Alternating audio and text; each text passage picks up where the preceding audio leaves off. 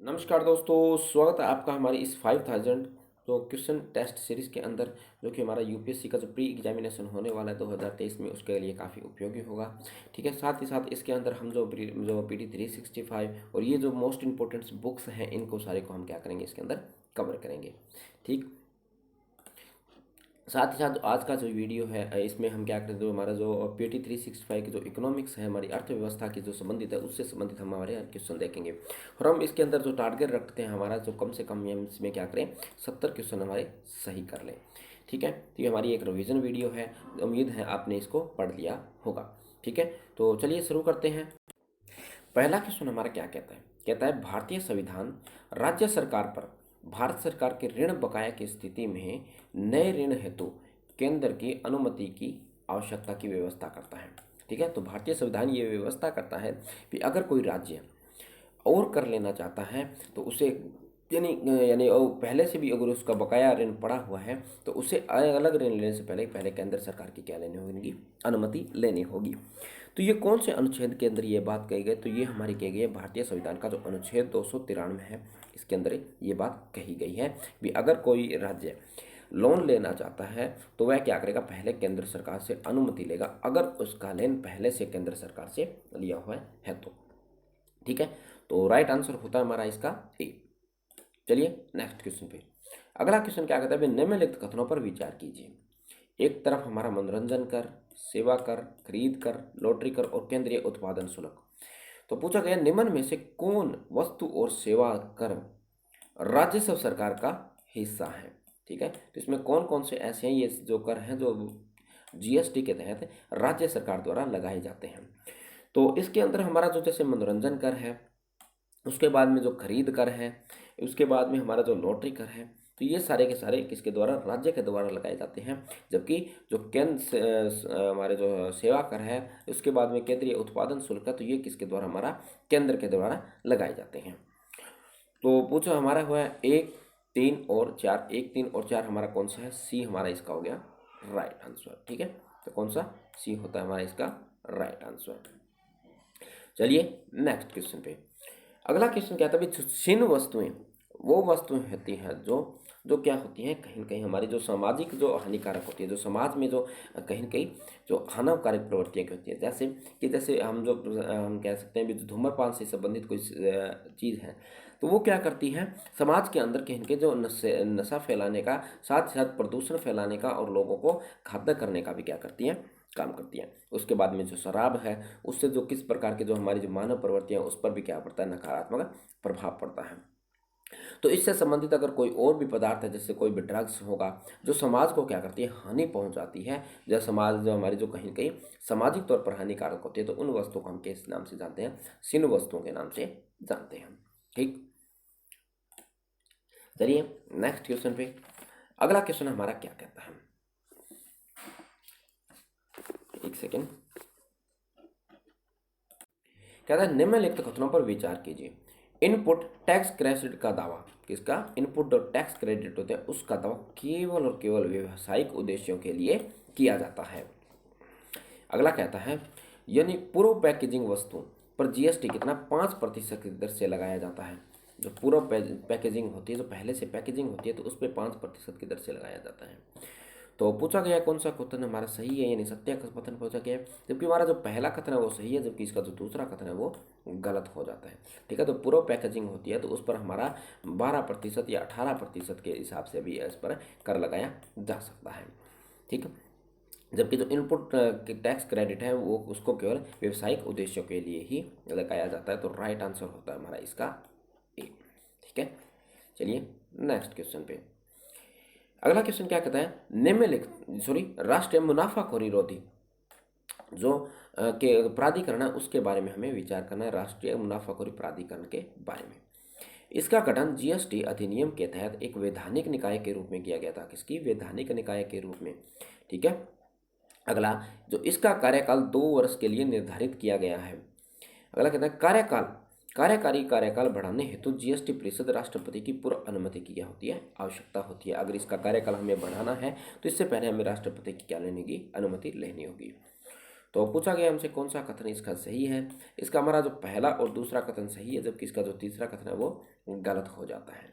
ठीक है, तो इस पर जो जीएसटी परिषद है वो इसको कार्यकाल को बढ़ा सकती है, मगर इससे पहले राष्ट्रपति से अनुमति लेने की या संसद से अनुमति लेने की कोई प्रकार की आवश्यकता नहीं है।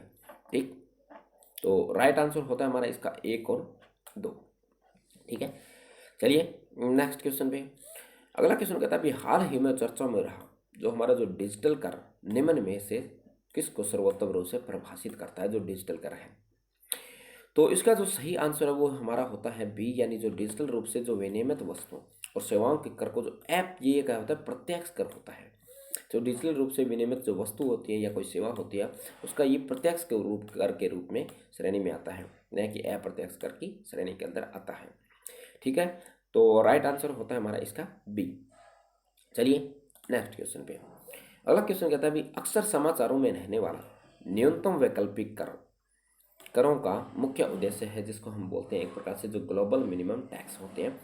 तो ये इसका उद्देश्य क्या होता है, तो इसका जो मुख्य उद्देश्य होता है वो जो हमारी जो बड़ी बड़ी जो कंपनियां होती हैं वो क्या करती हैं, अपना जो कर होता है उसको चोरी करती है। तो उस चोरी को रोकने के लिए उन पर एक यानी मिनिमम टैक्स लगाया जाए, ताकि वो कंपनियां कहीं पर भी स्थापित क्यों ना हो, चाहे जो टैक्स हेवन जो राष्ट्र होते हैं उनके अंदर भी स्थापित क्यों ना हो, मगर फिर भी उन पर 15% की दर से या 20% की दर से या 10% की दर से इस पर कर लगाया जाना चाहिए। अभी हाल ही के अंदर इसकी दर जो 15% रखी गई है। तो इसका जो राइट आंसर होता है वो है सी। तो बहुराष्ट्रीय जो कंपनियां होती हैं उसके द्वारा अदायगी किया जाने वाला एक कर है, इसके कारण ये चर्चा में रहता है। ठीक है, चलिए नेक्स्ट क्वेश्चन पर। अगला है जो अक्सर यानी समूह 24 के बारे में निम्नलिखित कथनों पर विचार कीजिए। किसके बारे में, जो हमारा जो ग्रुप 24 है इसके बारे में। ठीक है, कहता है ये अंतर्राष्ट्रीय मौद्रिक मानकों और विकास यानी मौद्रिक मामलों और विकास पर अंतर सरकारी समूह है। किसका ये क्या है, ये एक अंतर सरकारी समूह है। अगला कहता है अभी भारत इसका एक सदस्य राष्ट्र है। ब्रिटेन वुड संस्थाओं के मंच पर जो विकासशील देशों के मौद्रिक विकास से संबंधित ये मुद्दों को रखता है। तो हमें बताना है इसमें से कौन सा कथन सही है। सॉरी, इसके अंदर वो लाइन नहीं लिखी गई। ठीक है, तो इसका जो राइट आंसर है, जो इसके जो तीनों के तीनों कथन, सॉरी, जो इसका जो पहला और जो तीसरा कथन है वो हमारा सही है, जबकि जो दूसरा कथन है भी भारत इसका एक संस्थापक सदस्य है। तो सॉरी, इसका जो इस भारत इसका सदस्य मतलब संस्थापक सदस्य नहीं है। ठीक है, तो इसके जो तीनों के तीनों कथन हमारे सही है, तो राइट आंसर होता है हमारा इसका डी होता है, बाकी यानी। ठीक है, क्योंकि भारत इसका संस्थापक इसमें पूछा गया, भी सिर्फ भारत इसका एक सदस्य है, तो भारत इसका सदस्य देश है। ठीक है, तो राइट आंसर होता है हमारा इसका डी। चलिए नेक्स्ट क्वेश्चन पे। अगला क्वेश्चन क्या कहता है, निम्नलिखित कथनों पर विचार कीजिए। आर्थिक सहयोग और विकास संगठन जो आर्थिक सहयोग संगठन का ही स्वरूप है, यानी जो आर्थिक और सहयोग और विकास संगठन है वह अतीत के अंदर आर्थिक सहयोग संगठन के नाम से जाना जाता था। अगला कहता है भारत इसके संस्थापक सदस्यों में से एक है। अगला कहता है अंतर्राष्ट्रीय प्रशासन आउटलुक अंतर्राष्ट्रीय सहयोग संगठन द्वारा जारी किया जाने वाला सूचकांक है कौन सा, अंतर्राष्ट्रीय प्रशासन आउटलुक है। तो पूछा गया कौन सा कथन इसमें से हमारा सत्य है, तो इसका हमारा जो पहला और जो दूसरा कथन है वो सही है, जबकि इसका जो तीसरा कथन है वो क्या है, गलत हो जाता है। तो राइट आंसर होता है हमारा इसका 1 और 3, यानी बी इसका राइट आंसर होता है। ठीक, चलिए नेक्स्ट क्वेश्चन पे। अगला क्वेश्चन हमारा क्या कहता है, कहता है निम्नलिखित कथनों पर विचार कीजिए।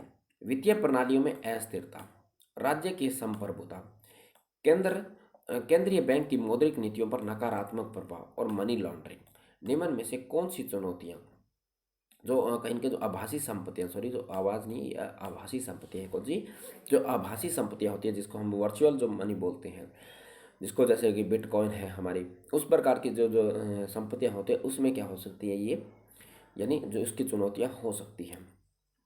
तो ये चारों के चारों हैं जो कहीं के जो हमारी जो आभासी मुद्रा होती है उसके कारण क्या होती है, ये कहीं कहीं उसकी चुनौतियां हो सकती हैं। तो राइट आंसर होगा हमारा इसका ए, इसका राइट आंसर होता है। ठीक, चलिए नेक्स्ट क्वेश्चन पे। अगला क्वेश्चन हमारा क्या कहता है, भारतीय विज्ञान मानक परिषद, किसमें, भारतीय विज्ञापन जो मानक परिषद है के बारे में निम्नलिखित कथनों पर विचार कीजिए। इसकी स्थापना स्वैच्छिक और स्वायत्त यानी स्वायत्त संगठन के रूप में की गई थी, जो स्वयं जो नियामक संस्था होती है उसके रूप में। ठीक है, तो इसका जो नियामकन ये अपने आप करती है खुद का। अगला कहती है यह कानूनी रूप से गैर बाध्यकारी विज्ञापन संहिता के दिशा निर्देश भी जारी करती है, यानी कहीं न कहीं एक प्रकार के जो ये सलाहकारी तौर पर कानूनी संहिता है उसको ये जारी करती है। ठीक है, तो इसका जो राइट आंसर होता है, तो इसका जो दोनों के दोनों कथन हमारे क्या हैं, सही है, तो राइट आंसर होता है हमारा इसका सी। तो सी इसका जो राइट आंसर है हमारी भारतीय विज्ञान एवं मानक परिषद के बारे में। ठीक है, तो आज की वीडियो में हम इतना ही करते हैं। आज हमने काफ़ी क्वेश्चन डिस्कस कर लिए हैं, मगर एक्सप्लेनेशन उसका हमने कम देखा है। अगर आपको इस तरह का स्वरूप पसंद है तो हम इस प्रकार की वीडियो बनाएंगे, अन्यथा एक्सप्लेनेशन के साथ भी। ठीक है, अगर आपके लिए वीडियो हेल्पफुल होती है तो आप चैनल को सब्सक्राइब कर सकते हैं, साथ ही साथ आप वीडियो को शेयर भी कर सकते हैं, और किस प्रकार के सुधार की आवश्यकता है आप हमें कमेंट बॉक्स में ज़रूर बताएं। ठीक है, चलिए मिलते हैं नेक्स्ट वीडियो में।